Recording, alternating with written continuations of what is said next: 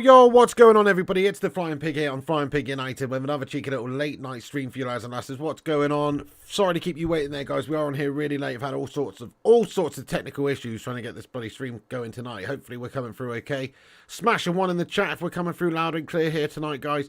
And how we all doing? Thank you very much for joining us and getting in here. Let's just say hello to everybody and some lovely people in the live chat here. We got PJ, Duncan, Amit Kumar, what's going on? Rajat, Duncan Belifo, Diang Sham, how you doing? Alex Core, Johnny, Chewbacca. He's not in the chat. Fire Up, Dean M. What's going on? Kingslayer, Sphinxu, Alistair St. Clair, Chewbacca again. Natalie Jamina, hello to you. Welcome in, Dean, Shadow Stoic, Sanjay Ramatar, how you doing there? Sphinxu, good to see you. Good to see Mohammed, Johnny, Thugger, Sphinxu, Dean, Andrew, Staygold. What's going on, everybody? Conti, Madhouse, Batmouse, Amit, Diangsham, yes indeed, Aaron, Chinchilla, get in there, my son, Butters, Muhammad Ali. And everybody, Paul, Red Olsen, MT, everybody else as well. Thank you very much for getting in. Thank you for the bless yous, guys. I appreciate you. Josh Lee, how you doing? Fire Up, Farabi, Sphinxu, Aaron, everybody else as well. Good evening, Chewbacca. He is in here.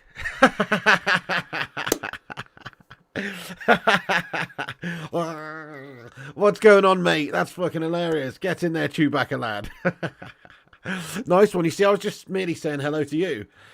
Thank you very much for that, bro, and everybody else as well. Yeah, do us a favour at the start of this show. Thank you, Stephen. Do us a favour at the start of this show, everyone. Smash that like button on it. Yes, indeed. Drop a little like on this video. Help us get to 100 likes. It's obviously a reasonably slow news day today for United, but we're going to get into what we've got and the latest bits and bobs. And we're also just on here for a bit of a Q&A and to hang out and have a, you know, we should have a Chewbacca emoji, Aaron. That's a bloody good idea, mate. That is a really genuinely a good idea, actually, mate. Definitely. Thank you, Butters. Appreciate that. Nice one, nice one.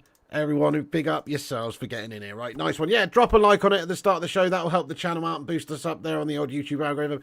Smash the subscribe button if you're new to the channel, please. I'd appreciate it if you could subscribe. We're on our way to 76,500 subscribers. We're only 29 people away. So if you guys are new to the channel, make sure you subscribe, get yourself involved. We're on here daily with the United news in a no bullshit, no clickbait, no pump out guff and manufacture bullshit stories for the sake of it way. That's what we do around here. We cover all the latest news and we've got a great community vibe, so get yourself subscribed if you happen to be new to the channel, of course, and get involved in the live chat throughout. It's a fully interactive show. We will be getting in and out of the chat throughout the show, and then we'll have a bit of Q&A at the end as well. Nice one. Okay, so let's get stuck in there raw then, guys, to the latest news. Obviously, it's quiet at the moment. The women's game was on tonight, though. Smash a 1 in the chat if you watch Man United women. Smash a 2 if you didn't. I actually didn't. I'm not saying for any reason, but I just didn't watch it. But they were in the they drew with PSG women, didn't they? So get in there, my son. Nice one. The reason I'm even mentioning this really is because David De Gea was at the game. David De Gea was at the game, guys. Lots of twos coming to the live chat. Right, okay. David De Gea was at the game, guys. Get in there, Davide. Awesome. So David De Gea supporting Man United women from the stands in their UWCL fixture against PSG. Go on, David. Go on, De Gea, lad. While he's here, could we maybe have a little conversation with him about re-signing him? That's what I'm saying. I want to sign David De Gea back at this football club. Andre Onana, I'm not convinced, guys. Listen, I think he's a decent keeper. He's obviously good with his feet, allegedly. And, you know, but I would like to see David De Gea signed back again. I don't think it's going to happen. It's obviously very ridiculously unlikely that it was going to happen, but that's what we should do. I feel like we're missing him already. Yeah, still making saves, Red Olsen, exactly. Just out of interest, I mean, we'll just play a silly little game here for the fun of it. Yes or no, would you have De Gea back right now? Let us know. Let us know.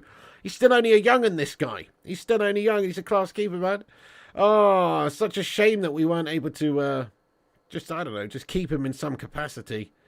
Look, we've got Onana at the point. I mean, there's a lot of yeses coming to the live chat. It's just a completely rhetorical question, this, really, because let's be honest, it's not. There's no possibility of David De Gea re-signing to the football club. We have signed Andre Onana. We've got to get behind Andre Onana and back him. Of course we do. We spent 50 million on him. Erik ten Hag's brought him in, and yeah, we're stuck with him. We're actually stuck with him at this moment, unfortunately.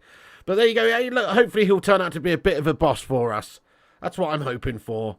And I think it would obviously be good if we could get a few games under his belt where he doesn't melt in the next few games. That'd be nice. That'd be really lovely. Jeff Madrak, what's going on, mate? How you doing? Yes, indeed. Fucking right, says TC Boy. There you go. There you go. Sanjay says Onana will be okay. I hope so too. I know we had Kovar. He was going to be a decent keeper there, Rajat, as well, I think. I know.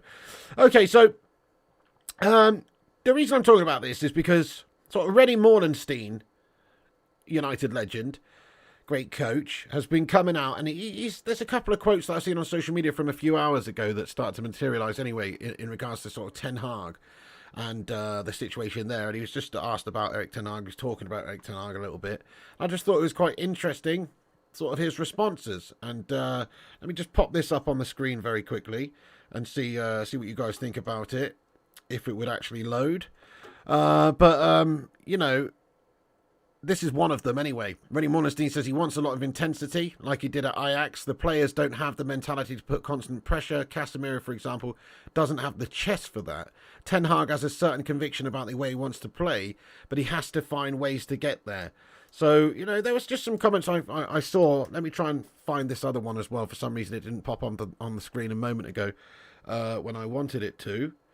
Let's have a little look and see if it's going to work. No, it's not going to work. Okay, that's fine. Give me one moment, guys, and I'll get it up on the screen. I just need to go and find it again and then copy the link. But, yeah, I mean, look, Ten Hag needs to figure some things out, doesn't he? He really does. He needs to basically figure out, you know, like the ways to get the best out of these players. We saw Casemiro in the last game look absolutely gash-tastic. Is Casemiro a gash-tastic player? No.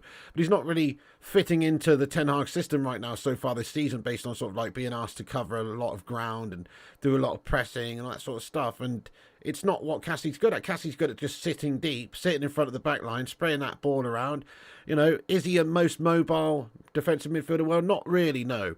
He's somebody that, you know, he is going to obviously sit and play the ball around, and we're trying to ask him, perhaps it seems, maybe to play out of his comfort zone a little bit here, which I think obviously is the wrong thing to do. That is the wrong thing to do, of course, is to try and get him to play out of his comfort zone.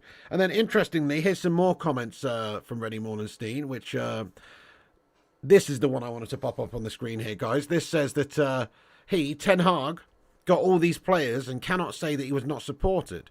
He indicated that he was satisfied. These are not players who were brought in by the Glazers. Responsibility for the players on the field lies with Eric. Oh, Reddy Morlenstein going in there raw. But, you know, he is right to a degree. Now, obviously, I think personally, if money wasn't an object, and, you know, if we could have gone and got the players that were sort of first choice, i.e., you know, people like potentially Kane or Declan Rice or Caicedo or whoever has gone for big money and we were not going in for, then perhaps we could have, you know, had different targets. But he's actually right in what he's saying, that Ten Hag's gone and signed the sort of players that he wants, and it's on him to now get the best out of those players. There is a few players that are still here, obviously, from the regime before. There's quite a few players. There's some Manchester United Academy products that are still here. And then there's some other players like Jadon Sancho, for instance, who was obviously not signed by Erik ten Hag. But I suppose if you look at a lot of the players in the squad now, there's a lot of players there that are Ten Hag signings, aren't there? I mean, the goalkeeper's a Ten Hag signing. We've got a centre-back Martinez, who's a Ten Hag signing. You've got a left-back Malassi, who's a Ten Hag signing. You've got, of course, the midfield. A lot of the midfield is Ten Hag now. You've got Casemiro in there. You've got Mason Mount. You know, Anthony, of course, on that side, on the right side. Rasmus Højlund. No, he has obviously built his team to a degree now. Now, it's not ready yet. It's still not 100% a Ten Hag team, I don't think. But it is largely a Ten Hag team. Ericsson as well. Yeah, there you go, Rajat. Another one there as well. So he has got quite a lot of the players that he wanted, and it's on him to get the best out of these players now. So Rennie Mordenstein just says that he got all these players and cannot say that he was not supported. Well, he did spend a significant amount of cash. He says that Ten Hag indicated he was satisfied. These are not players who were bought in by the Glazers. Responsibility for the players on the field lies with Eric. So you can't really argue with that sort of statement, I suppose. Now, I do think maybe there was other players that we would like to get instead of if we could have done, but that's not how it works, really. Ten Hag's identified certain players, and he's brought them in. It's on them to perform. Now, we've seen players like, say, Anthony, somewhat of a failure at the moment, I suppose. Not just because of these off-the-field issues that have taken place, but his performances just haven't really been up to the level of an £85 million player. Now, he plays with intensity. He works hard for the team, but I don't think any of us can really say that this guy is performing like an £85 million world-class player or anything like that. So there's going to be some responsibility that hangs with Ten Hag there. Of course, the goalkeeper as well. We could have kept De Gea. We've ended up bringing in Andre Onana based on a very good season, I guess, last year for Inter, and spending a lot of money in order to bring that guy in also. And he just sort of isn't really doing the business for us and isn't performing right now. So there's pressure on Ten Hag to get him working to the level that we need him to, and unfortunately he's just not quite there yet. I've still got faith that Erik Ten Hag is going to coach these players to be successful. I still have faith in that, but you can't argue with Rennie Mordenstein that really now the pressure is on Erik Ten Hag. It's not about the owners to a degree. He's got his squad of players. He's got to work with his squad of players. Yes, injuries have hampered us, but we've got to work with the squad of players and actually start doing some consistent performances and getting consistent results. That's the way it is. He's got to manage this team to be successful because it's his team now. It really is. It's not completely 100% his team, but it's mostly his team, isn't it? It is a Ten Hag team. He's signed his players that he wants mostly in a lot of positions. It's on Erik Ten Hag, guys. It is, isn't it? So let's just hope that he does get the best out of these players, guys. Rennie Mordenstein also speaking in regards to Raphael Varane said that Varane can't manage the pace. The Premier League is dynamic. Everything goes at 100 miles an hour. That's the big problem with the midfield. They don't have energy, and that's how the defence struggles. I've got to be honest. I disagree with that statement from Rennie Mordenstein as well about Raphael Varane not being able to manage the pace. I mean, what he can't do is he can't stay fit. That's what he can't do. Maybe that's what he means by can't manage the pace. Maybe he means he can't actually stay fit and be ready to play week to week because the Premier League is intense. But essentially, I think Varane is quick. Varane can handle the pace of the back. He's not a slabby Maguire slow melt. He reads the game well and he's quick. So I'm not really too sure what that means. I think it must mean the pace of playing every single week in terms of a robust league, which is what the Premier League is. And let's face it, Raphael Varane is just a complete injury-prone melter. That's the problem with him. He's an amazing, amazing talent, but he is indeed an injury-prone player. And so he's never really fit and available to get going for Manchester United, which is a big, big shame. I just thought it was quite interesting. Let's ask the live chat, guys. Do you agree with Rennie Mordenstein about, what we've talked about here, about this now being responsibility of Ten Hag? Let's know your thoughts and opinions, what you think. Is this all on Ten Hag now to get this team performing and doing the business? Do you think this is 100% a Ten Hag team? 21 Nick P, not too shabby, mate. How you doing, lad? Thanks for asking, bro. No, says Rajat, you don't agree with him. Daniel McHale, thank you very much for getting in over €2 super chat. He says, Miss Mourinho, best manager since Fergie. Do you know what? I thought, just the way that's written, I thought you were referring to Mourinho as a miss. Do you know what I'm saying? I thought you were saying he's a lady. I don't know there. Daniel McHale says, Miss Mourinho, best manager since Fergie. Right, I got you now. You miss him. Do you know what, though? Wouldn't that be the worst beauty pageant ever? Miss Mourinho, the Miss Mourinho contest. Right, guys, right, girls, everybody line up. We're going to try and find the most beautiful, most look-alike-y of Jose Mourinho in a dress right now. Imagine that. That'd be pretty horrendous, wouldn't it? Could you imagine a Miss Mourinho competition? Oh, my goodness me. I don't even want to think about that. Thank you, Daniel McHale, for getting in here, though, bro. Best manager since Fergie? Well, he did win us the treble, the Mickey Mouse treble. I mean, I like Jose. Jose, undeniably a great coach of his era, no problem, no doubt about it. But obviously, maybe not the right fit for Manchester United, I don't think, with the style. The style of Mourinho is not really befitting of Manchester United. United should be about playing nice attacking football and picking up results at the same time. Jose Mourinho is a results merchant. He is the sort of guy who's going to get you the results. But he's not the sort of guy, I don't think, who is, going to play the right sort of football for Manchester United, sadly. But he was a great coach, no doubt. Luan France, how you doing? Not too shabby. How you getting on? Thanks for asking. Definitely. Aaron says, back your manager. Hashtag Glazers out. Lots of people saying no. So, yeah, I mean, I agree with René Mollenstein to a degree. I think that Ten Hag should have been backed more. We should have signed more players earlier. We should have been better prepared for the season. We should have allowed him to go and sign, the top-tier players as well that we allowed to go to other clubs. People like Harry Kane, etc. I know, there's this whole narrative, Ten Hag didn't want Kane. That's bullshit. Ten Hag would have wanted Kane if it was actually realistic that Man United would have gone and signed the guy. But in the end, we sort of spread our bets and cheaped out a little bit and got a bunch of players in instead of going to get the best of the best, which was, I think, a mistake. Now, you can ask who the responsibility is with there. Some of it may be Ten Hag, but I think a lot of it's just the fact that we were not willing to, pay the money on a depreciating asset like Harry Kane, for instance, and pay him 400k a week, and he's just going to leave in a few years. The owners and the Glazers shithouses and the financiers at this football club are going to obviously have a say in all of that. 92 likes. Thank you, everyone who's hit the like button. I appreciate you. Yes, keep hitting those thumbs up buttons. If you haven't done so, drop a little like on it. That'd be awesome. Smash the likes. Help us get to 100 likes. Great stuff.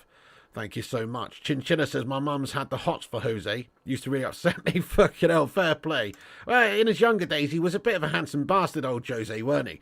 Not so much now. He looks like, one of those puppets from one of the old men in the gantry of the bloody theatre in the Muppet Show, these days. But back in the day, he was a bit of a handsome bastard, lad. Anyway. Okay, so anyway, yeah, nice one, René Mollenstein. Great coach at Manchester United, but, let's get behind Erik Ten Hag is all I'm saying right now. There's a lot of debate about will he do the job. Well, time will tell on this. We can't really, we can't do much more than just support him and support his signings. It's a bit of a concern, though, some of his signings failing the way they are, such as Anthony. He hasn't really lived up to it just as of yet. And Andre Onana, let's face it, is stinking up the place at the moment. He's having a mare with his performances. It's not good. And considering he's only been here 2 minutes to have made the amount of errors he's made, it is a concern. And it's going to fall on Erik Ten Hag if that continues to happen, because he is a Ten Hag signing, and Ten Hag got rid of De Gea in order to get Onana, basically. There we go. He says, Nut screwed up when he let De Gea leave. Buying Onana was a waste of money. I agree with you, Nut. Smash a one if you agree with Nut there, guys. I agree with you, Nut, lad. What can I say? You're absolutely bang right. I can't paint it any other way. I don't think Andre Onana's as good as David De Gea. I think David De Gea was a Manchester United player through and through, was our best player probably half the seasons that he was actually here, and deserved the respect of having a bit of faith shown in him. It's like I see some people saying things like, but De Gea made mistakes. Remember De Gea's performances. De Gea didn't make that many mistakes. He really didn't. He made some. Of course, all goalkeepers are going to make mistakes. And last season, he did make a few errors, But, crikey, he didn't make that many. There's already more been made by our new goalkeeper, and it's only October at this stage of this season. And in previous seasons, there's been some seasons where De Gea's almost been pretty much faultless. There's been so many games where De Gea's won us games more or less single-handedly.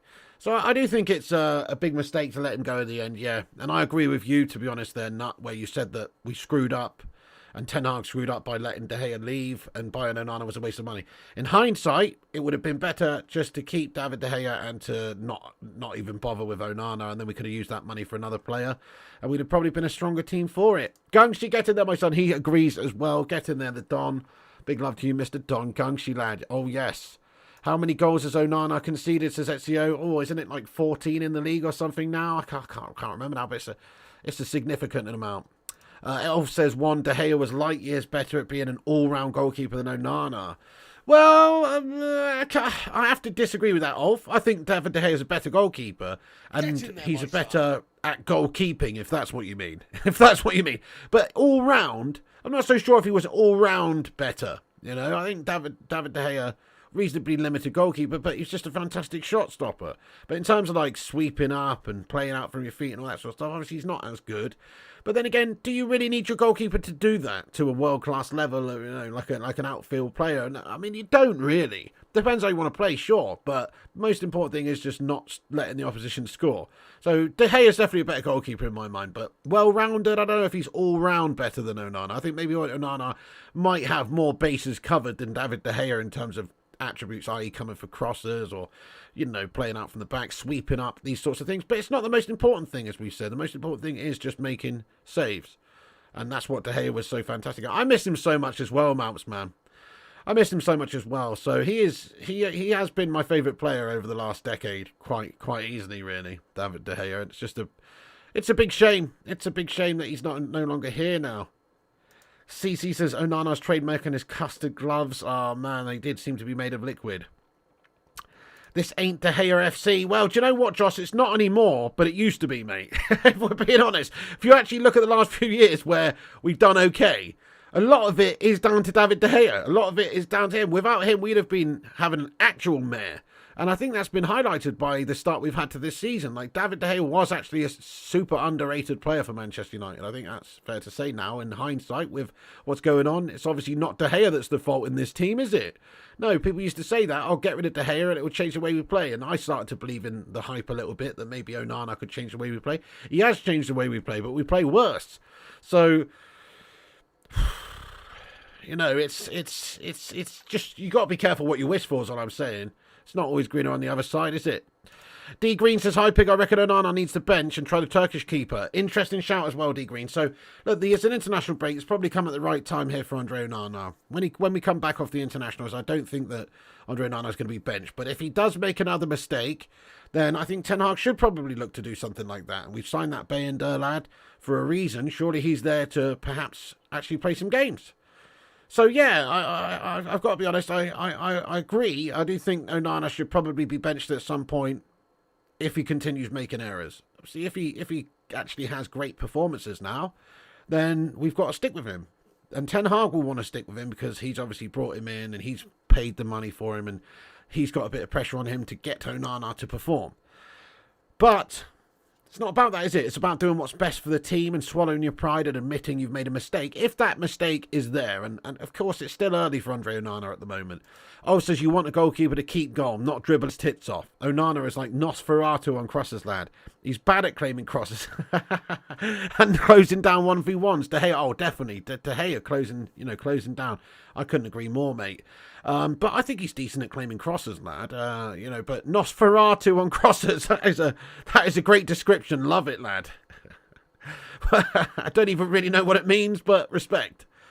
Obviously, Nosferatu, the vampire with the horrible pointy fingers, mate. Maybe that's what you mean. He can't catch the ball with his pointy talons. I don't know. Luan France getting there says, I meant to type that ship has sailed, but must have written that accidentally. Oh, of course, autocorrect would change it to rather and not that. Oh, I missed that. Sorry, Luan France. But yeah, okay, yeah, no, the ship has sailed. There's no point crying over David De Gea not being here, but we're just talking about these comments from, Rennie Morlenstein here, basically, where he said that Ten Hag got the players that he wants, and the responsibility lies with Ten Hag because he has signed these players. Kate Cadet says, Onana's a bad goalkeeper. It's as simple as that. Yeah, I mean, yeah, so far he's been proven to not be a good goalie, mate. So far he's been gash. NT says, with how we're playing right now, better the devil you know than the devil you don't. Scared Bayender could be worse, and if he loses confidence to even more pressure on Onana. Fair one. Imagine if Bayender is even worse. Could you imagine that? Scott Makinson says, vampires are afraid of the cross. That's true. So, all right, yeah, that's what he means, mate. Sorry, I wasn't thinking that. It's like Nosferatu on crosses. I get it now. Well done, Scott Malkinson. Thank you very much for clearing that up with me. That's a bloody great joke there from the Ulster then. I went over my head there, but that's actually cracking, lad. Great stuff. Bloody good one. That's a good one then. Yeah, they're terrified of crosses. Good shout, mate. That's bloody good. The point is we're going backwards and spending massive money to do so. Sadly, we have done, haven't we? He needs time, says Josh Lee. Diogo Costa was the guy, says Malps. Maybe. I feel like we already had the guy, to be fair. He played very good teams in a crap league and a defensive league, says Andrew. Kate Cadet says, forget all this playing out from the back shite. If you can't save basic shots, then forget it. Yeah, it's true. Thank you, Bert. Thank you very much. Yes, thank you for hitting a subscribe on us, mate. I appreciate you. Do give us a subscribe if you're new to the channel, guys, and mash that like button on it. How many likes we want? Let's see if we can get 200 likes on this stream tonight. Do hit the thumbs up. Obviously, just a slow news day today. We are going to get into some of the other stuff that's come out. Fat Charlie's Gamer says, just Google. Some says that Onana has let in 19 goals in 10 games. Another mistake. He should be benched, and hopefully that will make him work harder. Well, yes, maybe take the emphasis off of him at the minute. As I've said before previously, like I think it would probably be a good move if he keeps making mistakes, is for Ten Hag to bench him just to take the pressure off of him, because he's putting himself in the firing line at the moment every single week, and he doesn't seem to be performing to a consistent level. And maybe just taking the pressure off of him right now might help him in the long run. But also maybe it would actually give him a kick in the bollocks. It's an interesting, it's a tough situation to really know what to do the best thing is, because is it just going to ruin Onana's confidence if you drop him and then he's never going to be the same ever again? It could happen, couldn't it? So you've got to be careful with how you manage this situation. Hey, Jarvis Cocker, how are you doing, mate? He says, good evening, everyone, and an extra special big up to the man himself. Hey, how are you doing there, Jarvis? Good to see you, mate. What's happening, my son? Hope you're doing well tonight. Thank you very much for joining us tonight, you legend. What's good? Mikato, how are you doing, bro? Says big loves to Phil for him. Show him the support we gave De Gea when he was under fire in his first season. True, he was most definitely under fire in his first season, wasn't he? Yeah. He was a wiry, skinny little lad who'd come over from Spain, and he wasn't up to the standards of the Premier League at the time, and he needed to get that physicality and that bravery. And it came, but the first season, you're right, he was gash. But you know what, though, Mikato, though? Onana is built like a brick shithouse, and he's 27. You know what I'm saying? So it's not quite the same. It's not quite the same. We were hoping to get a ready-made beast coming in this team, you know. So De Gea was very young and fragile at the time. This is different. Onana should technically be in his prime and should just be capable of slotting in there and not making these silly errors. But we do, you're right, though. We do have to support him. It's early doors. I'm not just going to chuck him away. Ten Hag will support him anyway because he spent the money on him. But fundamentally, look, I don't think it was the right decision anyway. So Rennie Morlenstein just saying that Ten Hag wanted these players, he's got his players, and now it's on Ten Hag to, you know, to deal with that, basically. There you go. Anyway, I just wanted to mention those comments from Rennie Morlenstein. Quite interesting, guys. Quite interesting stuff. I'm going to move on now to another player that Ten Hag didn't sign, but Ten Hag has obviously kicked him out of the team, so to speak. I'm not going to dwell too much on this because we talked about it a lot, but there is a lot going around social media today about Jadon Sancho again. For some reason, it seems like a popular story at the moment. Probably just to get clicks on slow news days. But lots of reports suggest that Man United are so eager to offload Jadon Sancho in January, they're willing to subsidise his £300,000 a week wages if they're able to agree a loan move. I think that's the only way to get rid of him, isn't it? Because there's no other teams out there that are going to pay him £300,000 or £350,000 a week to go and play for them. Like, if we are going to let him go somewhere on loan, we are going to have to subsidise that move. Of course we are. We're going to have to probably pay at least half of the wages for him, which is kind of crazy. So that's the two options, isn't it? There's two options on the table. I guess there's a third option that Sancho comes back into the team, but that's not realistic. There's two options really about getting rid of Jadon Sancho. The first one is you just sort of let him sit on the bench and fester away, or not the bench, but in the reserves, fester away on 350 grand a week and run out his contract, and then he goes. And that costs Manchester United literal millions and millions and millions and millions every single season. Or you let him go out to a different team, play elsewhere, loan him out, and you pay a significant amount of money for him to go and play for somebody else. But it still costs you millions and millions and millions, but it doesn't cost you quite as much millions and millions and millions. Those are the options. Which one's better, guys? What do you reckon? Rot in the reserves or loan out and pay him to play for somebody else? I guess that is the lesser of two evils, isn't it? I guess it is. If Man United can pay less money to him, then I guess loaning him out and, getting some money to cover some of his wages is better than nothing. It's a right nightmare situation, though. Definitely, MT. Yeah, it's a nightmare situation, boss. If Sancho has been doing well, people would back him, but Sancho has been poor, and with that attitude, he needs to go. Yeah, spot on, FCG. That's right. If he was actually doing the business on the pitch, that's one thing. You know, you can be a bad trainer and perform great on the pitch, but he's not doing either.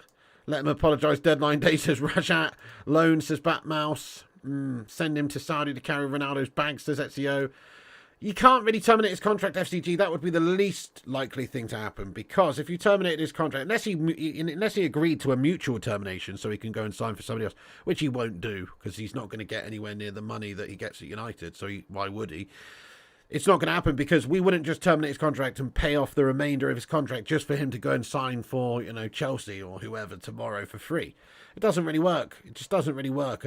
He wouldn't want to mutually terminate anyway because he knows that he's not going to get the same money that he's on at Man United. I really don't believe. Rot says Duncan. Saudi soon says Craw. Chinchilla says Sancho has got to be pretty toxic to other teams right now. Precisely as well, yeah. So his stock's fallen, not just at Manchester United, but for other potential teams interested to take him on, because they know what an ego they would have to deal with, surely. Sancho's lowest footballer in history. Well, that's not true, Alex Core. That's definitely not true there, mate. But he is a lazy bastard. But he's certainly not the lowest footballer in history, mate. I mean, there's been some absolute wrong-uns, lad. Let's be honest, there's been some absolute wrong-uns. He's not the absolute lowest footballer in history, but he is a lazy... Did you mean laziest? Don't know. If that was meant to say laziest, then maybe so. Rot in the reserves, if we could afford it, says Madhouse. Ryan says, what's funny is everyone kept saying how Ollie was doing a cultural reset, getting rid of bad personalities, yet these same players he signed are the ones who Eric has a problem with. Interesting, Ryan, yeah. No, it was obviously a mistake to get Jadon Sancho in the end, but at the time, he looked like a real prospect. He was doing the business. There was no real doubts about his work rate over in the Bundes when he's getting bloody 20, 30 assists and goals every single season, you know what I'm saying, when he's a young lad. But yeah, I mean, he did have a couple of disciplinary issues over there, but other than that, it's like his talent was there. What's the reality is he's come over to England, he's just not performed. Thank you, D Green. Have a good night, my son. Thanks for getting in this stream, boss. 300k per week, but now he has to pay for a decent lunch. Get in there, swap deal in January. There, that would be nice, Bert. Yeah, you wouldn't pay him jack. United need to flex. Well, if he's not doing his bare minimum, then they can fine him his wages, basically. But United sort of have to have a good reason to fine him wages. If he turns up to training, which he has been doing, and they're segregating him from the rest of the side, but he's still conducting his activities that he's been set and he has to do, they can't. I guess they can't really fine him. It's Ten Hag who wants him out of the team. Don't care as long as he leaves ASAP, says Kingston. I mean, they can fine him a degree for, unprofessional behaviour for posting on social media and things like that, which they've probably already done. But they can't keep fining him unless he's not keeping to his obligations. Sancho won't get a game anywhere, says Alex Core. Sancho, same shite. I know, that's awesome. I very much doubt. We'll talk about this at the start of the show, Vincent, but I really don't think it is a sign that he's coming back, but that was awesome that he's there showing his support. I would have him back in a heartbeat. Of course I would. What a goalkeeper. What a goalkeeper. Ezio says, can we please get Greenwood back? I mean, what's the issue if we let Anthony back? What's the problem of having Greenwood back? Both haven't been proven guilty. Really? Really, Ezio? We're going there, are we, mate? We're going there, are we? Oh, my God. Well, just very briefly. I'm not going to cover it too much, but we're going there, are we? It's different scenarios, mate. Different scenarios. With Greenwood, there was that audio clip that came out. He'd never faced criminal prosecution, but that's not necessarily... Oh, do you know what? Bollocks to that. I can't be bothered to talk about that shite, mate. Why'd you have to go bring something guff up like that right now, bud? You know what I mean? We've already talked about that so many times. It's so annoying. I can't... There's no point talking about Mason Greenwood. Mason Greenwood is a very naughty boy. And he's no longer here at United. Why is that? They would have stuck with him if it was possible, just like they have done with Anthony. Anthony hasn't been, subjected to, media scrutiny from audio clips coming out and shit like that. It's not the same scenario. It's just not the same scenario. Anyway, oh my God. Thank you, Mushroom Kev, for subscribing to the channel there. Nice one. Please do subscribe if you are new there. I mean, in terms of talent, Greenwood's a great talent, but there's just too much of a stigma surrounding Mason Greenwood these days for him to just waltz back in at this moment. Jarvis Cocker says, if Ten Hag wants him out, I recommend terminate his contract if he doesn't apply. Offer a settlement, paying him 50% and give him an opportunity to get his football career back on track. Well, they should certainly try and work out something like that, shouldn't they? A mutual termination where we can save some money makes sense for us, and maybe it makes sense for him as well. Like if you pay him off, say, 50% of his contract, he could still go and get great money elsewhere. It's not going to be 350k a week, but let's say as a free agent, he could maybe get 200k a week. And if we are paying him, like you say, 50% of his contract, then he might consider doing something like that. That's an option, I suppose, Jarvis. It doesn't sound that realistic, though, but that, I guess, is a good way of going about it. That's what I'd be trying to do if I was Ten Hag and the financiers at Manchester United, because he's costing us 350 grand a week at the moment, and it's better to pay him off 50% of a deal than it is 100% of a deal. And if it gives him an opportunity as a free agent to just go and sign somewhere else, maybe he'd be up for it. So that is a good way of broaching the issue. But I just don't know if that's all that realistic. Jadon Sancho seems like the type of guy who might just want to take the money and sit around and get 350 grand a week. I don't know, maybe not. Maybe if he really wants to play football and wants to revitalise himself, like you just said, then hopefully he would be up for taking a lesser settlement. Good shout. Wouldn't even pay Maguire off, right? Yeah, Red Olsen, yeah, that's a problem as well. Mark N says, I'd sell Rashford and slot Sancho back in. Higher ceiling, future perspective, hindsight will kick us in the nuts.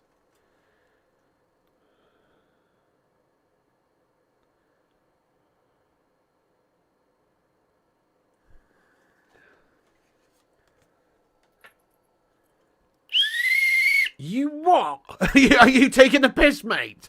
Are you taking the absolute piss, Mark N, lad? What? So, Rashford, who scored 30 goals a season for us, he feeds fucking hungry children off the pitch, mate. Okay, he might have performed like a bit of a gash weasel this season so far, but he's actually a bit of a baller on his day. He's not doing it right now, is he? Okay, fine. Let's stick with the guy. Remember, people were criticising the guy and said he was shite and done 18 months ago, and then he turned out to have the best season out of any United player last season. It's like, that could happen again if he gets his head right, gets a kick up the arse and starts to perform better. Yeah, he's having an issue right now.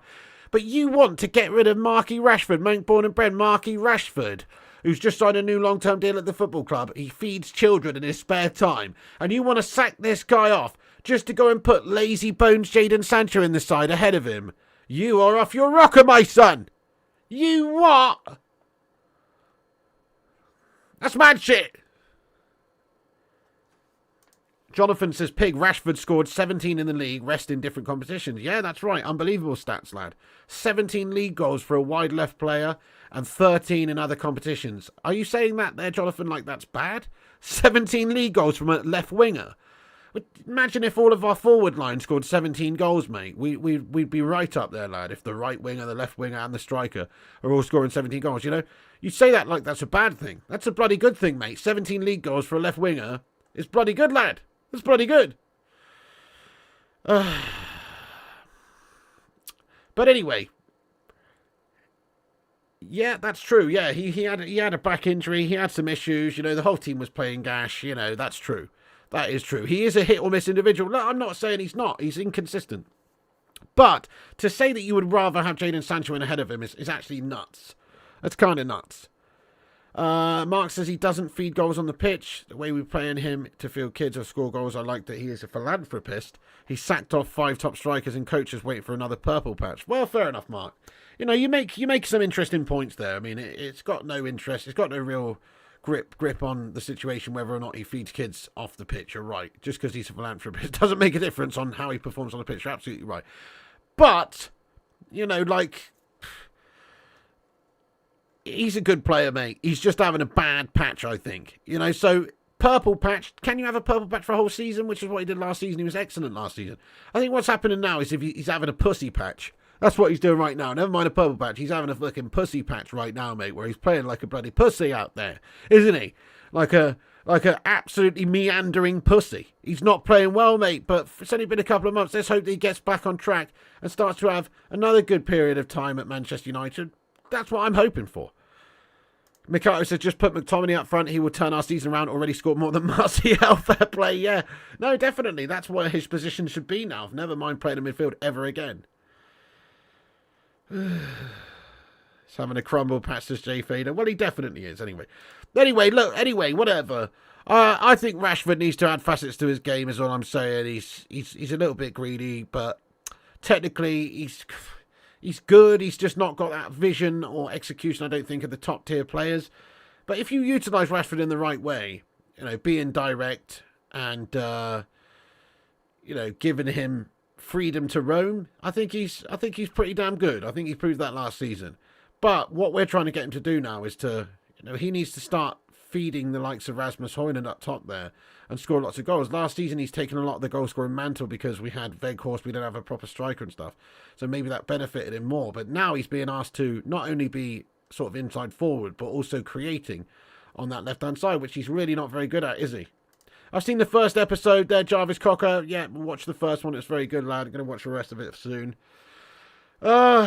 Yeah, that's true, Luminal Bat. The most of the team is off form, not just Rashford. True. I mean, Bruno Fernandes has been an amazing player for us, but he's been inconsistent this season. Casemiro, one of the best central defensive midfielders in the world, and certainly over the last 10 years, and he has been off the boil this season. So, yeah, I think Rashford just gets a little bit of extra scrutiny for some reason. I don't know why. No pig, he ain't good. He's green and light, but he is good, Sonali. He is good, mate. He's just having a bad patch. I believe that he is good. Yes, okay. His IQ in terms of football IQ is not right up there with the best. But last season proved that he can be a useful player. Rashford doesn't have the footballing brain to play at a high level. He's 25 and still runs around like a headless chicken. He has headless chickened it this season, I have to admit. This season he has been poor. But last season you can't say that. You can't say that he was headless chicken last season. It was good for us last season. He's getting more stick because he's English. Yeah, you know, there's a lot of players that are playing badly at United. We have to say that. There's a lot of players playing badly at United. So just hope he turns it around like they turn it around. Like Bruno turns it around. Like Anthony turns it around. Like Casemiro turns it around. Let's hope these guys turn it around. Maybe Rashford is getting a little bit of extra added scrutiny because he's English or whatever the case may be. But I'm going to stick with the guy. It's only a couple of months of bad performances, you know. It has been bad, but if we just chuck a player away based on bad performances, we'd never have, you know, great player seasons like we did with Rashford last season. So let's just anyway. All I'm saying, look, this Sancho. Let's get back on this Sancho stuff. So Sancho is understood. One of the things of Sancho's situation, he's not happy with the fact that Anthony gets picked no matter how badly he plays or how many mistakes he makes. It's believed from some courts that Anthony gets treated like Ten Hag's golden child, and he knows and acts like it. Oh yeah, there you go. I've said that loads of times, haven't I? Basically, that's probably what's annoyed Jadon Sancho to begin with. But Sancho should get his head down, work hard, and make it undeniable. Perform in training, perform on the pitch, take your chances, and sooner or later you'll be getting selected ahead of Anthony, because Anthony's not performing that great either. So you know, this is just not that realistic anyway. I think it's all on Jadon Sancho's attitude. The reason why he's just not in the team. That's the reason. Okay.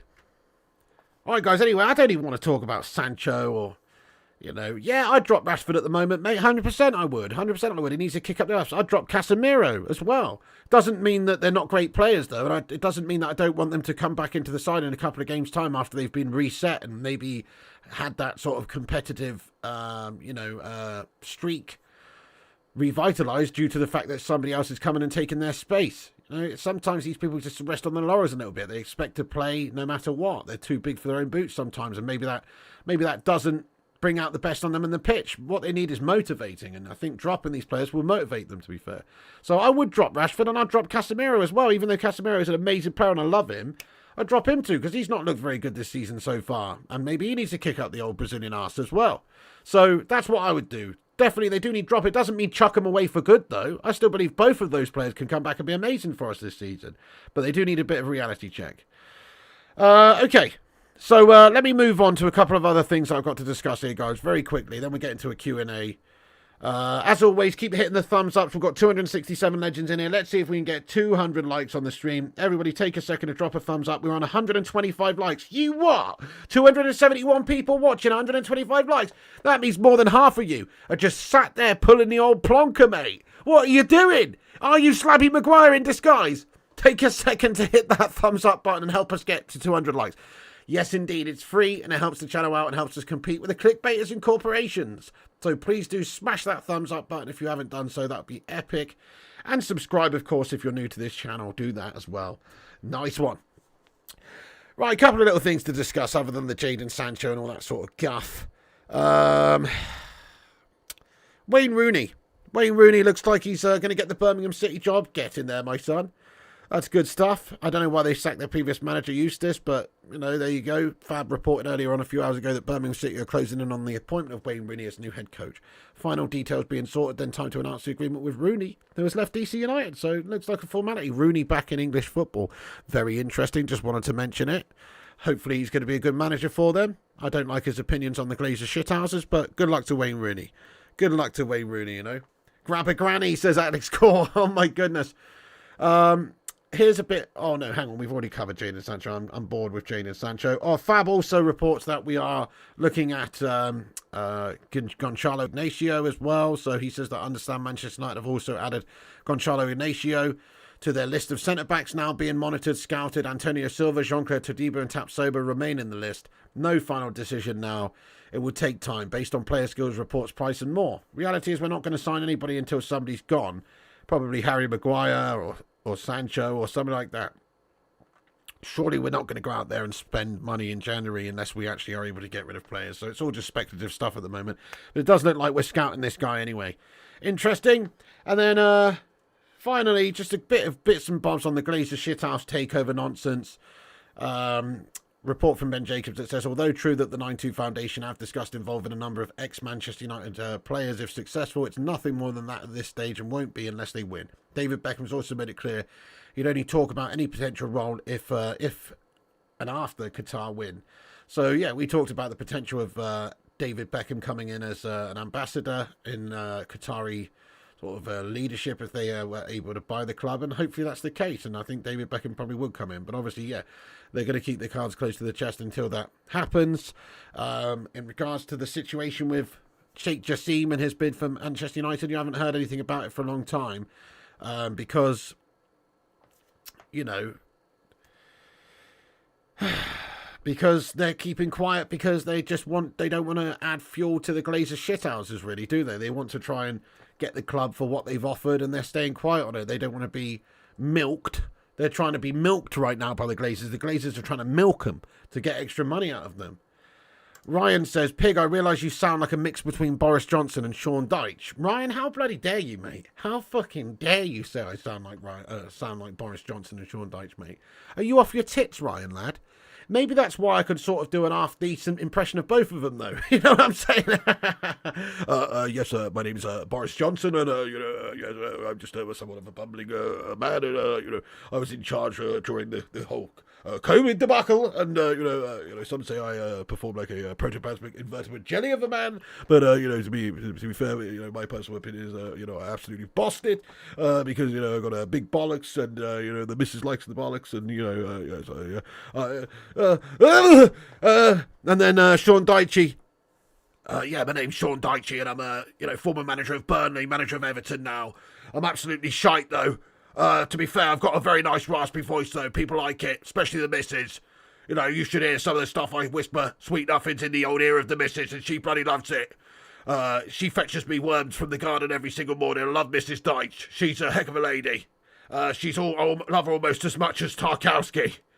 But, no, I can't really do that great of an impression. But maybe that's why. Please don't say I sound like Boris Johnson ever again, though, mate. Thank you very much.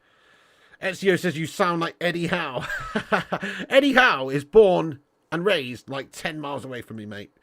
So that actually makes a bit of sense, that. He's from Verwood, Dorset. So, that actually kind of does make a little bit of sense, mate. You know what I mean? But fucking Boris Johnson, mate. Shut up. Exclusive. Thank you for being a member for 35 months, mate. Get in there. Oh, can we get hashtag 35 in there for exclusive? This legend, man. He's a double member legend. He says, get Sean Dyche in nets over Onana. Yeah, Sean Dyche would do a better job than Onana, wouldn't he? To be fair, he's no Pope. He's no Nick Pope, that lad, is he? To be fair, I'm going to dust off the old gloves, get the old marigolds on, and pop myself in the goals, because I feel like Andre Onana's having a bloody mare. It'd be much easier if I was in goals there, because I taught Nick Pope everything that he knows, that guy. Exclusive, thank you so much for being a member for 35 months, you bloody legend. Appreciate you. It's a disrespect, Emperor Jerome, I know. Being compared to Boris Johnson, mate. How dare these people say I sound like Boris Johnson, mate? That pisses me off, lad. Yeah, thank you, Exclusive, for being a member. Nearly 3 years on this channel, you double member legend. I sound like your DPD driver at work. Kate says you do sound like Boris Johnson, though, Piggy. Kate, you're a disgrace of it, man. Do you know who you sound like, mate? I tell you sound like, mate. You sound like fucking Gale's son in bloody Coronation Street, mate. What's his name? That little fucking Jeb End one. That's who you sound like. Something Platt. What's his first name? That's who you sound like, mate. Yeah, you do as well. Yeah, you do, mate. What's his name? David, is it? No, what's his name? David. Yeah, David Platt, mate. You sound like fucking David Platt, mate. Do you know that? Right, whiny little mank bastard you, aren't you?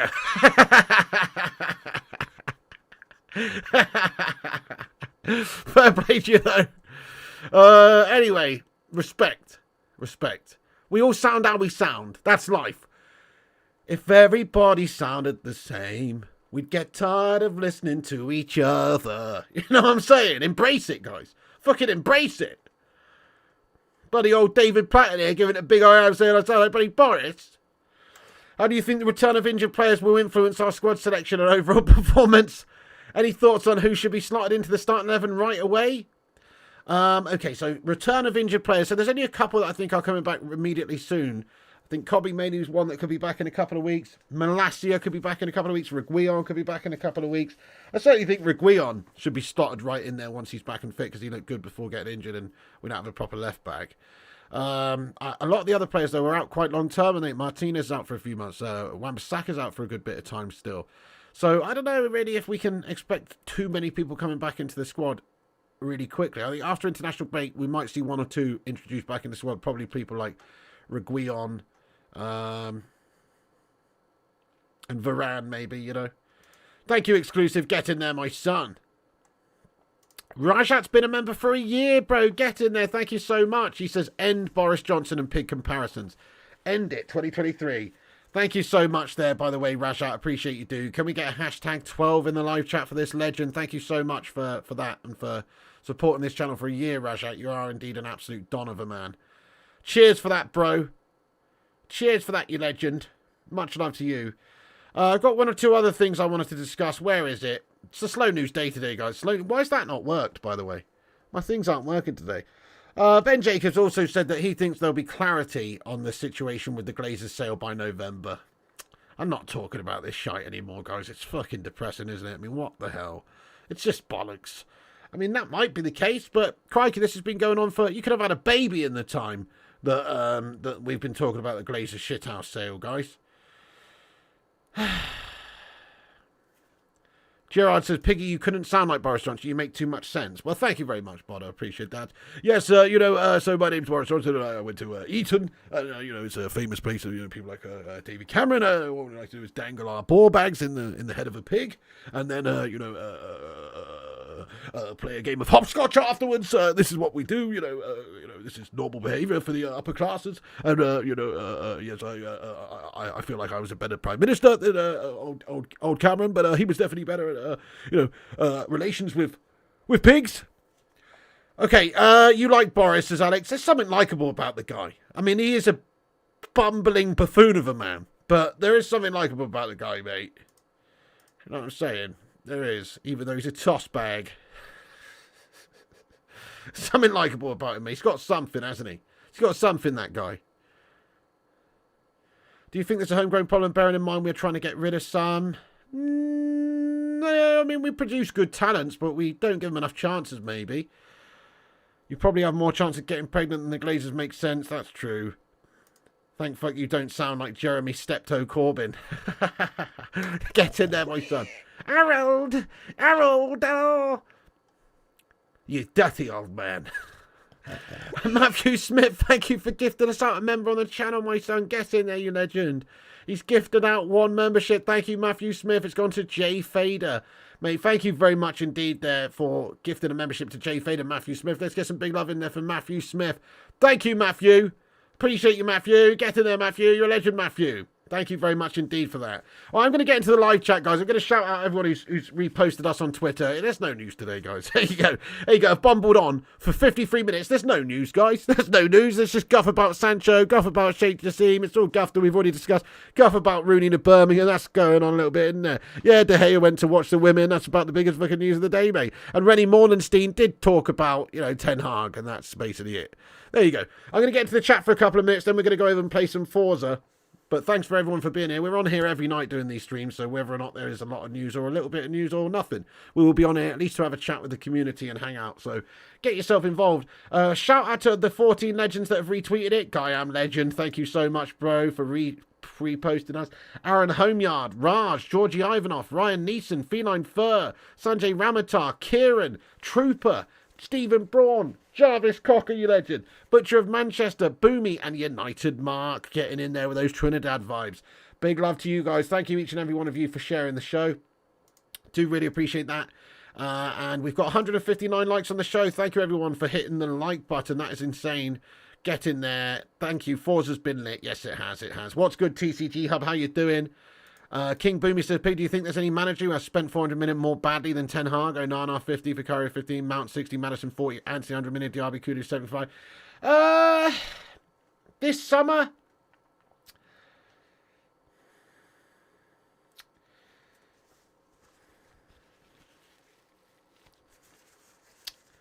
I really am trying to think.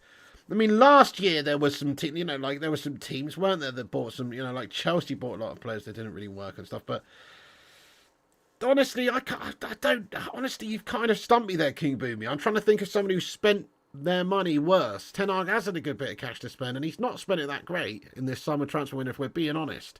I think the Mount signing is a questionable one, especially for the money when you could have got Madison, like you say, for 20 mil less. And then Andre Onana is a very questionable one when we could have just kept De Gea and he's better. We spent 50 million on the guy. So, I don't know, he has signed a couple of good players in it as well. Like, I think Højlund's obviously a very, very good player. I think Amrabat was a great signing for the money, but it's not great. It's not a great transfer window, mate. Exclusive says Forza's banging. Yeah, Brazilian kid, that Guilherme player, yeah? Yeah, there you go. Don't know too much about him, but apparently we are looking at a couple of Brazilians. No, sub 2, we're playing a bit of Forza tonight, mate. Get involved if you've got Game Pass. That's on Murtal. Well, sort of, but Ten Hag's obviously got his players identified as players that he wants, and he's gone and got them. I mean, like Rennie Morlenstein says, which I have to agree with largely. Let's pop this up on the screen once again.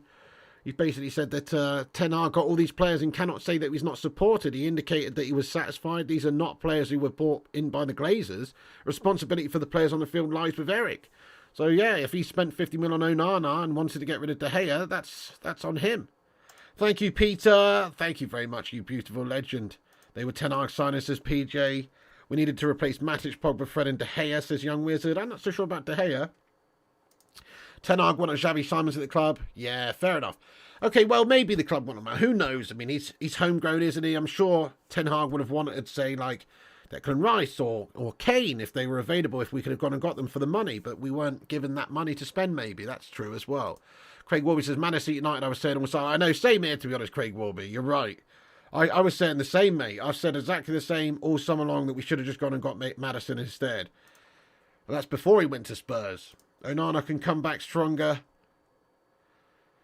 With that 90 million for Anthony, 45 million for Onana, 55 for Midson Mount, we should have just flushed it down the toilet. Interesting. You can get Forza on PC, Rajak. Yes, mate, that's what I'm playing it on. Get in there, you legends. Buying Anthony, huge mistake. It's on Game Pass. Yes, it is. I know, Craig Warby. I know. It's gash, lad. Rene Bitter. Maybe so, Duncan. Rashford will never be elite. He doesn't have the consistency to be a world-class player. Well, I think that's fair enough. I think what you're saying is true. He probably never will be elite, but he can still certainly be a good, usable, good player for Manchester United. But elite, no, I have to agree. He is too inconsistent to be considered elite. Absolutely. I mean, he's not even in the same breath as a, Ronaldo or a Messi in their heyday or anywhere near there, is he? He's so inconsistent, mate. Could you imagine Cristiano Ronaldo having this of an off-season when he was 25? Can you imagine? It just doesn't... No, it's not even close. Rashford's nowhere near an elite player, if we're being honest. But he's a good player, though. Which of the top 10 clubs can Anthony get into, says King Boomy? None of them, mate. Hey, it's been a while, Ethan Storm. They clearly thought Mount would be your new Beckham. That's why he's from the number 7. Oh, God, that's a travesty as well. It was his first choice signings, though. Yeah, that's true. I don't think it was necessarily his first choice signings. No FIFA tonight, Matthew Smith, but we are doing Forza. In fact, I was supposed to start 15 minutes ago, so we're going to keep it short on this show tonight. I say short, it's already been a 59-minute show. But if you want to chat more United, if you want to chat more stuff, come over to the other channel, guys, Flying Pig Gaming. I'm going to get you the link right now. Please do come and join us, because we're going to do Forza races all night long, baby. So come and join us. If you've got Game Pass as well, you can get involved. I'll go and get you the link to the stream right here. Please do come and hang out with us. Go over to that channel. Subscribe if you're new to the channel. Get involved. We will be starting in just a couple of minutes' time. And, come and hang out. We can talk about whatever you want over there as well. Dublin Games, how you doing, man? Get in there, bro. Yes, lad. So go and subscribe to Flying Pig Gaming on YouTube. Here is the link right here. I'm on PC, but it's PC and Xbox can play together, Craig Warby. So as long as you've got an Xbox Series S or X, or a PC, you can play the game, and it is on Game Pass as well. So do us a favour, even if you're not going to hang out and watch the stream, go over there and smash a pre-game like on it, guys. Give us a massive like spike over there on the Game Pass Forza stream. We're doing that tonight. Also, make sure you like this video. Let's see if we can get this to 200 likes. Hit the old thumbs up on it if you haven't done so on this stream. Go over there, smash the like on that stream, and we'll see you in a little bit. Thank you to all the moderators. Get in there, my son, like the Vutinator. You what, lad? And everybody else as well. Thank you so much for getting in here. Have your say afterwards in the not live comment section about anything we've discussed. Oh, brilliant, Craig Warby. Yeah, come and play with us, man. Nice one. Here's the Forza stream. I'm going to pin it to the top of the live chat. Go and click that link, and I'll see you over there in 2 minutes. Everyone, thanks for being here. Like, subscribe, comment. See you on the next stream, and follow us on Instagram, Facebook, Twitter, TikTok, Twitch, and Kick at Flying Pig United. No. Yes. Jarvis says, what's your favourite current song? Mine is Blister in the Sun by the Violet Femmes.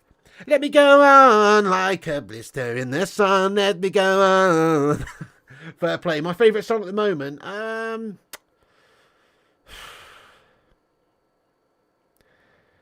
Don't have one, mate. Sorry, bro. I literally can't think. I literally don't have one, mate. Do you know what my favourite song is? Oh, nah, nah. What's my name? Oh, no, no. Right, see you in a bit, legends. Thanks for tuning in. Piggy loves you. Go over and click on the old Forza stream there, guys. There's a link, and I'll see you in 2 minutes. Good night. God bless. Piggy loves you, and I'll see you on the next one. And remember, when the seagulls follow the trawler, as this is because they think sardines will be thrown into the sea. Thank you very much.